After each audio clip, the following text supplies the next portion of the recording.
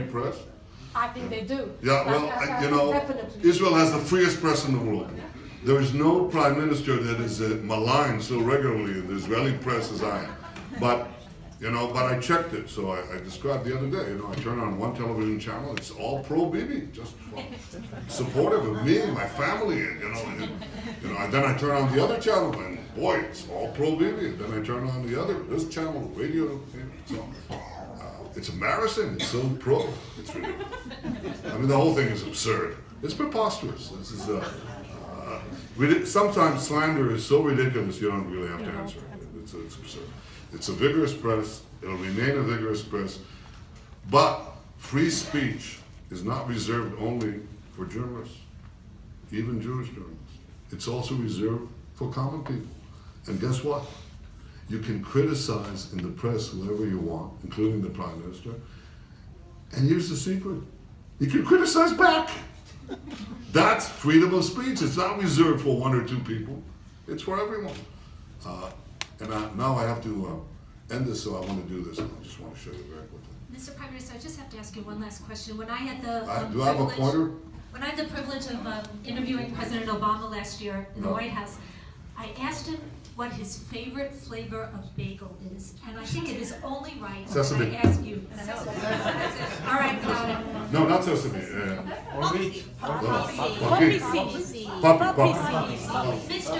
Prime Minister, do you know that you and the President of the United States agree on bagels? We agree to sign an MOU. I mean, that's a $38 billion bagel. It's a pretty big item. I just want to show you something. Can I show this? You have, this is the world. Can you see that? Yes. In blue, it's already not updated, but you can see the changes. And just in the last year, just the tightening of relations that we had. And we intend to color the rest of the country blue. Of course, with the United States, we have an incredible relationship. And here's why. Can you show the public opinion? This is, can you see that? That's kind of hard to see. This is the question of the favorability.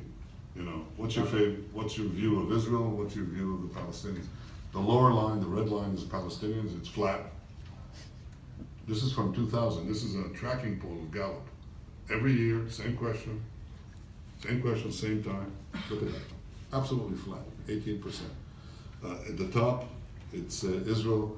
It's now up to 71%. I came in at 63. Keeps going up. Okay. There's no place to go. 71%, but we're going to get higher because the American people support Israel, and this was reflected in the fact that even though we can have disagreements, I had a few disagreements with President Obama, but we did agree because of this fantastic support to have this expressed bipartisan support for Israel. And I wanted it, and he wanted to have this 10-year agreement, historic agreement of American security assistance to Israel signed during our common tenure. And I'm very glad that we did, so that's a very important thing. And here's the last thing on technology. Let's look at this. Can you show, how about cows? Can you show that? People drink milk in the world.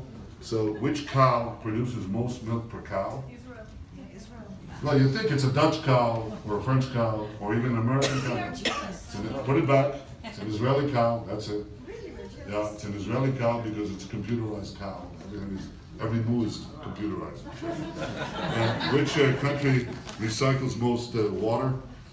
Is Israel. We recycle almost 90% of our wastewater. The next country is Spain with 17%. So, if you're a country in Africa or in Asia or Latin America, and you want to increase your dairy production or your water usage or solar energy, somebody mentioned, or your public health, or your IT sector, or your cybersecurity, Israel is the place. And these graphs have real meaning.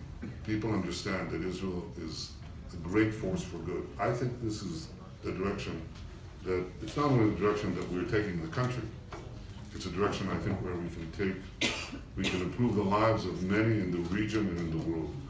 And I think this is a tremendous source for hope and a tremendous source for the hope for peace. And I thank you.